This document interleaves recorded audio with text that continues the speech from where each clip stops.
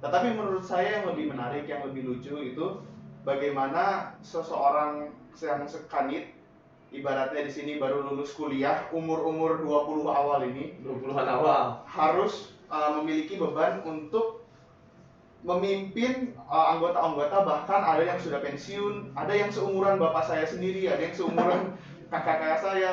Di situ adalah hal-hal yang menarik menurut saya. Tantangannya sendiri sebenarnya lebih ke arah kita sebagai anak muda.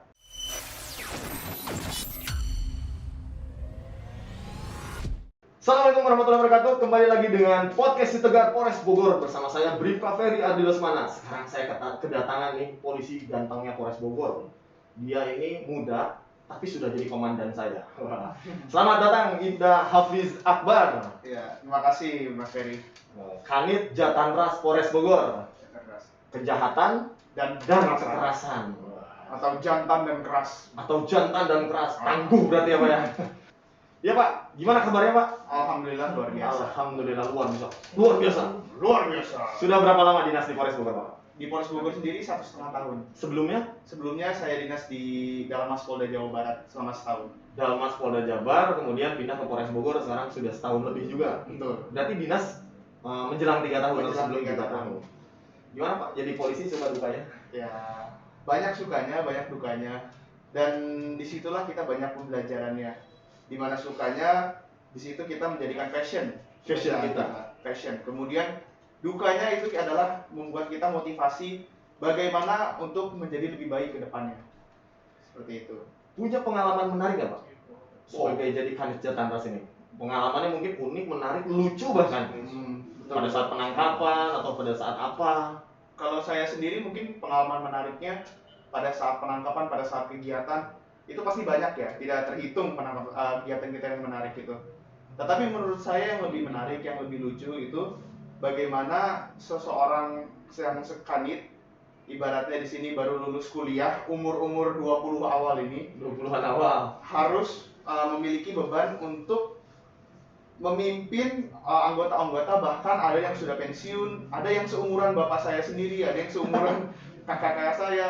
Di situ adalah hal-hal yang menarik menurut saya. Tantangannya sendiri sebenarnya lebih ke arah kita sebagai anak muda, tapi kita menjadi komandan dan harus memerintahkan kadang-kadang terhadap orang yang memang usia kadang-kadang seusia orang tua kita gitu Pak. Betul itu. Itu menjadi kesulitan sendiri tentunya. Ya, itu menjadi kesulitan dan itu menjadi suatu tantangan. Kan kadang kita nggak bisa nyuruh gitu aja ya Pak ya. Iya, betul. Tapi harus memang memerintahkan ya tetap profesional, namanya juga kita tetap polisi, tetap profesional. Sudah setahun, 1,5 tahun di Jatanras. Apa aja nih Pak kejahatan-kejahatan yang sudah pernah ditangani? Kalau kejahatan banyak ya, pasti ada kejahatan konvensional seperti curanmor, kemudian ada juga seperti pembunuhan, kemudian ada beberapa kejahatan yang khusus yang ada di Kabupaten Bogor ini. Seperti waktu itu kami juga salah satu pertama yang mengungkap adanya kasus kawin kontrak. Kawin kontrak Pak? Kawin kontrak, betul. Tapi bukan kawin di kontrakan ya Pak? Ada juga kawin di kontrakan. Ini kawinnya kontrak. Ada juga kawinnya yang dikontrakan. Ada juga kawinnya. Itu beda, dua hal yang berbeda. Betul. Nah, kawin kontrak itu maksudnya seperti apa? Jadi kawin kontrak itu dilaksanakan di daerah Puncak sana, Pak. Di daerah Puncak. Fenomena sana. Nah, kalau misalnya Bapak sering ke daerah sana, banyak di daerah Puncak sana yang banyak baliho-baliho atau banyak tanda-tanda yang menggunakan aksara Arab. Nah, di sana artinya banyak di sana turis-turis yang dari negara Timur Tengah. Nah, di sana mereka datang ke Indonesia ini, tepatnya ke Puncak. Nah, karena dalam hukum Islam sendiri tidak memperbolehkan zina, jadi yang mereka lakukan itu mereka melakukan pernikahan, tetapi hanya seminggu. Jadi saya nggak habis pikir, pinter juga mereka ngakalin agama aja diakalin sama mereka. Jadi sebenarnya mereka itu ingin menghindari zina, tapi nikahnya pakai masa atau jangka. Iya, nikahnya cuma seminggu gitu, makanya ada kontraknya itu cuma seminggu. Jadi nikah tuh kayak ada masa aktif Pak. Betul, kayak ada masa aktif. Nanti 1 hari sebelumnya di SMS. Betul. Masa aktif nikah Anda 1 hari lagi, silakan isi ulang. Langsung cabut dianya, atau mungkin kontrak dengan pengantin yang baru seperti itu. Jadi saya nggak habis pikir itunya, dan sebenarnya sudah ada fatwa dari MUI bahwa itu adalah haram. Itu haram dari adalah MUI. haram. Walaupun di sana ada penghulunya yang penghulu main-mainan, namun ada saksinya yang mengaku-ngaku sebagai orang tua. Padahal itu prosesnya ya dibuat-buat, dan itu memang bukan buat pernikahan yang akan berjalan untuk kehidupan, tetapi hanya jangka seminggu 2 minggu seperti itu. Dan itu waktu itu berhasil kami bongkar satu Satreskrim, tapi untuk unitnya sendiri kebetulan unit Jatan Ras yang menangani. Jadi intinya pernah menangani perkara yang emang sebenarnya menjadi sebuah bukan rahasia lagi Pak ya. Betul, sudah aib itu, sudah aib untuk di puncak itu banyak kedatangan tamu dari Timur Tengah, dan mereka bahkan orang-orang sana sudah banyak yang memang bisa berbicara ya Arab juga pasti mungkin Pak. betul. Orang lokal sana sudah bisa bahasa Arab semua. Nah mungkin disitulah terjadi komunikasi. Iya. Untuk menghindari zina, mereka pura-puranya dengan nikah, tapi dengan masa aktif. Iya, itu kelucuannya itu orang mau mengakal-ngakali agama ya, namanya agama kan tidak bisa diakali ya. Ya iya tuh jelas itu. Nah Pak, kalau kita berbicara selain, maksudnya kan kalau di Jatan Ras kan tentunya beda nih, waktu Bapak jadi komandan di Dalmas Polda Jabar dengan di sekarang di Jatan Ras Polres Bogor. Betul. Nah, ada dua hal yang berbeda. Kita mimpin yang anak muda sama mimpin yang sudah ada berumur variasinya. Berkeluarga semua. Berkeluarga semua. Kesulitannya Pak? Kesulitan mana? Ya, di situ tentu gaya kepemimpinan yang kita harus implementasikan itu pasti berbeda ya. Ketika kita memimpin anggota Dalmas, di mana mereka mayoritas lulusan SMU, kemudian mereka mayoritas masih belum berkeluarga karena masih terikat ikatan dinas. Di sana kita juga ketika mereka ada kesalahan, kita harus bersikap keras pada mereka. Bersikap keras dalam ini maksudnya kita harus memberikan tindakan dalam bentuk tindakan fisik, kemudian tindakan disiplin. Nah, di situ baru mereka akan dipupuk kedisiplinannya untuk menjadi polisi di kemudian hari. Karena di sana mereka perlu belajar bahwa menjadi polisi itu mempunyai tanggung jawab yang sangat luar biasa. Saya kasih contoh di bagian reskrim. Coba, ketika orang menerima surat panggilan, siapapun itu, mau orang-orang yang besar, lurah, camat, bahkan bisa pengusaha, sebesar apapun mendapat surat panggilan, mereka pasti bergetaran takut mereka mendapat surat panggilan gitu. Itu adalah salah satu wewenang yang luar biasa. Lalu lintas, mau siapapun, mau jenderal, mau siapa, orang sebesar apapun, ketika diberhentikan orang anggota lalu lintas, di situ mereka berhenti. Nah, disitulah anggota Dalmas harus mengerti kewenangan yang Anda punya itu sangat luar biasa, sangat besar. Di situ kita pupuk. Nah, bedanya dengan anggota reskrim ini, mereka sudah tahu kewenangan besar yang mereka miliki. Nah, di sini kita lebih ke membatasi, kemudian mengarahkan mereka. Jadi lebih bagaimana kita merangkul anggota-anggota yang sudah memiliki keluarga ini, kemudian bagaimana kita mengarahkan mereka gitu. Saya yakin kalau masalah keilmuan pasti dari anggota-anggota itu mereka yang sudah dinas belasan tahun, bahkan ada yang puluhan tahun, pasti jauh lebih besar ilmunya daripada saya. Tapi di sini saya bagaimana bertindak menjadi seorang pimpinan, seorang yang bisa mengayomi, yang bisa menentukan arah. Karena kalau mereka yang orang-orang yang pintar ini, orang-orang yang sudah berdinas belasan puluhan tahun ini, tetapi mereka tidak punya kepala, satu unit itu tidak ada kepala, nah nanti mereka bergeraknya akan masing-masing. Dan nanti bergeraknya tidak ada arahnya, seperti itu. Tangan ngambil gorengan, ngambil buras. Betul, ngambil gorengan nggak dibayar lagi. Iya. Karena kepalanya nggak ada nih. Karena kepalanya nggak ada. Ya itu intinya tingkat kesulitan pada saat berdinas. Tapi nih, Pak Hafiz ini kan salah satu polisi di Polres Bogor yang lumayan hits di Instagram. Waduh, bisa aja Pak. Saya ngelihat tadi ngecek dari tim followersnya sampai puluhan ribu. Gimana Pak cara mendapatkan banyak followers Pak? Ya sebenarnya cara dapat followers itu kan bisa dapat dua ya. Bisa dibayar atau bisa natural. Bisa natural. Nah, kalau misalnya masalah natural itu kita tetap konsisten terhadap satu bidang, begitu ya. Jadi kalau misalnya orang saya dulu ngepost, misalnya saya konsisten aja, misalnya waktu dulu saya kan mulai waktu Taruna dulu ya. Sedangkan waktu Taruna di Akpol dulu itu kegiatan itu konsisten, selalu ada. Jadi misalnya hari ini ada kegiatan Porsimaktar seperti pensi, nah itu saya post. Waktu itu pensi saya ngapain. Minggu depan ada kegiatan study tour misalnya ke Pusdik, nah itu saya post kegiatannya. Nah konsisten nanti lama-kelamaan secara algoritma di Instagram sendiri itu akan mengekspos kita bahwa orang ini konsisten upload, dan orang yang lihat tuh suka, oh ini orangnya sesuai dengan apa yang saya minati gitu. Makanya dari konsistensi itu aja kalau menurut saya dari followernya. Cara cepatnya beli. Cuma itu ya kurang terpuji lah. Akunnya kebanyakan akun bot. Nah. Fotonya telur semua, belum terurus. Ya seperti itu. Nah sekarang sudah menjadi polisi dan komandan lah, bisa disebut di sini Kanit. Kemudian mempunyai followers banyak. Ya. apakah kegiatan-kegiatannya memang dari dua hal ini di kepolisian maupun sebagai selebgram bisa disebut Iya. sangat ini nggak Pak membagi waktunya? Apakah memang Bapak masih ya udah saya mau posting kegiatan-kegiatan di kepolisian aja yang memang sifatnya bermanfaat atau memiliki konten-konten tersendiri? Pada prinsipnya apa yang saya posting itu pasti apa yang saya laksanakan pada dunia nyata. Dan di situ saya mencoba sebagaimana mungkin tidak merekayasa apa dari kehidupan saya.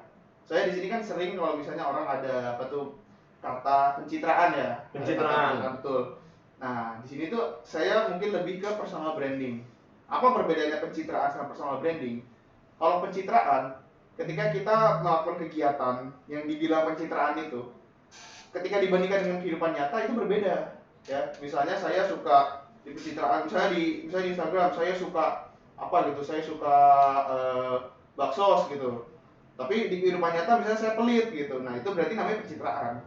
Nah, kalau misalnya saya di kehidupan di Instagram itu saya suka bakso, tapi kalau misalnya dari orang-orang sekitar memang sudah tahu saya, oh ini orangnya memang suka memberi. Nah, itu baru namanya personal branding. Jadi saya di sini natural aja, seperti biasa aja. Cuman betul sebagai polisi ada beberapa hal yang menjadi rahasia atau menjadi yang tidak bisa untuk dipublikasikan. Apa itu seperti kegiatan-kegiatan penyelidikan ya. Kegiatan-kegiatan nanti jangan sampai kita lakukan penyelidikan tindak pidana kita upload atau kita apa nanti ketahuan tiba-tiba ya sama bohong. Hai guys, kita sekarang mau melakukan pengintaian terhadap tersangka ketahuan. Makanya tersangkanya followers kita. Iya, seperti itu dan itu bahaya seperti itu. Makanya saya juga kegiatan seperti itu jarang saya upload ya, kegiatan yang bersifat rahasia. Misalnya jadi pura-pura jadi tukang bakso gitu kan. Ketahuan tukang bakso ya. Jangan tukang somai tapi bawa HT. Nah, iya. Enggak, bukan tukang bakso buat saya penyamarannya, masih lebih elit lagi dari masih lebih elit. Bos baksonya berarti. Bos baksonya. Ya seperti itu. Jadi ada yang perlu dirahasiakan, tapi selain itu ya saya natural aja sesuai apa yang diri saya sendiri gitu. Jadi intinya mah sekarang kan banyak orang yang di sosial medianya dengan dunia nyatanya berbeda. Betul. Di dunia maya dia pencitraannya seperti apa, di dunia nyatanya ternyata tidak seperti di dunia maya. Tapi kalau Pak Hafiz ini adalah sosok yang memang sebenarnya ya mau di dunia nyata, mau di dunia maya ya kita sama-sama aja kita tetap polisi dan kita memberikan postingan yang memang bermanfaat bagi masyarakat juga kan. Betul. Makanya memang followers itu datang sebenarnya karena emang suka terhadap postingan kita aja, bukan dibeli. Ya, secara natural aja. Dan selain itu mungkin ada beberapa hal yang dirasakan mungkin buat polisi secara umum yang sama ini ya, polisi secara umum dan juga orang yang memiliki pengikut banyak di media sosial. Apa itu? Kegiatan kita selalu terpantau. Dan di situ ya adalah kesamaan yang terlihat. Maksud saya terpantau apa di sini? Ketika followers banyak, kita nggak bisa semerta-merta mau upload apapun. Jadi kita mau upload misalnya pakai kata-kata kotor, pasti itu kan ada orang yang mengkritisi gitu. Dan memang seharusnya seperti itu. Jadi itu menjadi sarana kontrol saya bagaimana untuk menjadi sopan di media sosial. Sama seperti polisi. Kenapa sekarang sudah ada kebijakan polisi tidak boleh ke tempat hiburan, tidak boleh mabuk-mabukan. Padahal kan di situ kita juga manusia kan seperti itu, punya moralnya masing-masing, punya pilihan masing-masing. Tapi yang dilihat itu kita adalah di sini abdi negara, di mana tindakan kita akan menjadi contoh bagi warga negara yang lain. Jadi di situ sebagai penggiat di sosial media dan sebagai polisi, kita menjadi contoh pada masyarakat. Ya sesuai dengan waktu itu ada Tribrata yang lama, Nagara Yanotama ya, bahwa kita adalah warga negara yang menjadi contoh kepada masyarakat seperti itu. Ya intinya mah kita mah tetap memberikan sesuatu yang terbaik aja untuk masyarakat, mau itu dalam bentuk postingan maupun itu dalam bentuk pekerjaan ya Pak ya. Betul. Nah sekarang kita kembali lagi nih Pak, cerita serunya tentang kawin kontrak lagi nih Pak nih. Kalau masalah kawin Pasti Mas Ferry nih. Waduh. Kawin kalau saya dikontrakan Pak. Ya. Nih Pak, kalau untuk kawin kontrak sendiri Pak kembali lagi, itu sebenarnya kalau untuk tindak pidananya melanggar pasal apa? Kalau untuk undang-undangnya sendiri itu Undang-Undang Nomor 21 Tahun 2007 tentang pemberantasan tindak pidana perdagangan orang. Ya. Human trafficking ya. Atau people smuggling mungkin bukan terlalu, tapi lebih ke human trafficking, yaitu memperdagangkan orang, mengeksploitasi mereka. Ya, jadi di sini yang menjadi sasarannya adalah mucikarinya ini atau mungkin istilahnya mami-maminya ini yang memperdagangkan orang-orang yang akan melaksanakan kawin kontrak. Di sini kita sebut sebagai korban karena mereka dilakukan eksploitasi secara seksual. Apalagi kalau di bawah umur. Apalagi kalau di bawah umur ya. Selain kawin kontrak di puncak tuh ada lagi namanya Avanza jalan gitu, Avanza goyang. Avanza bergoyang. Avanza bergoyang. Apalagi itu Pak? Banyak ya istilah-istilahnya itu. Ada Avanza bergoyang. Nah itu juga sempat kami waktu itu ungkap, ada salah satunya yang di bawah umur 16 tahun. Seperti itu. Sayang sekali kan calon-calon pemimpin masa depan, bibit-bibit masyarakat masa depan ini menjadi tereksploitasi di sini. Dan di sini tuh selain kita melakukan penindakan, kita juga perlu lakukan edukasi kepada masyarakat. Mungkin itu dilakukan oleh Babin Kamtipmas atau dilakukan oleh binmas-binmas di polsek setempat. Nah di sana mereka perlu melakukan edukasi bahwa hal yang mereka lakukan itu tidak baik, itu tidak benar dan melanggar hukum. Walaupun di sini mereka judulnya sebagai korban, jangan sampai tertanam mindset bahwa menjadi korban TPPO itu adalah hal yang baik. Kenapa mereka bikin itu baik? Karena tarifnya ya lumayan fantastis kalau bisa saya bilang. Dapat hanya dalam waktu seminggu bisa dapat puluhan juta. Siapa yang nggak mau seperti itu kan? Tapi kita di sini kita perlu kan kasih edukasi. Bahayanya apa? Bahaya kesehatan, secara moral. Nah itu perlu kita lakukan edukasi sebagai polisi juga Pak. Ya intinya kan kalau namanya kawin kontrak kan ada masa aktifnya Pak ya. Betul. Kalau memang kita kemudian hamil punya anak kan nanti kasihan Iya. ke anak kita juga Iya. kan. Status ke atasnya seperti apa, dia Iya. binnya kayak gimana kan nggak lucu Betul. kalau misalkan bapaknya nggak ada tapi hamil. Status kenegaraannya. Status kenegaraannya karena kan rata-rata sama orang asing Pak. Iya, di Timur Tengah. akan diperdebatkan dan itu ada banyak masalah di orang yang melaporkan itu di Polres ini, masalah anaknya itu bagaimana, belum nanti kesehatannya, siapa yang mau tanggung jawab. Mereka ini masih banyak yang mereka yang masih rata-rata mereka di bawah 20 tahun, bahkan ada yang belasan tahun. Di situ kan mereka belum tahu edukasi bagaimana akan mempunyai ketika hamil, ketika mempunyai anak. Di situ itu bahayanya kalau menurut saya. Nah, pas penggerbegannya Pak, apakah Ya. memang ada penghulu nih? Saya nikahkan kau dengan tiba-tiba jangan bergerak. Bingung juga nih. Ya. Apa pas waktu penangkapannya gimana tuh Pak Ya. waktu itu? Kalau proses penyelidikannya mungkin di sini seperti yang saya bilang ada sedikit saya rahasiakan. Pokoknya waktu itu pada saat penggerebekannya mereka sudah saat deal-dealan. Mereka sudah menyerahkan uang, kemudian sudah saat saya nikahkan ini langsung kita serbu dari depan dari belakang semuanya seperti itu. Niatnya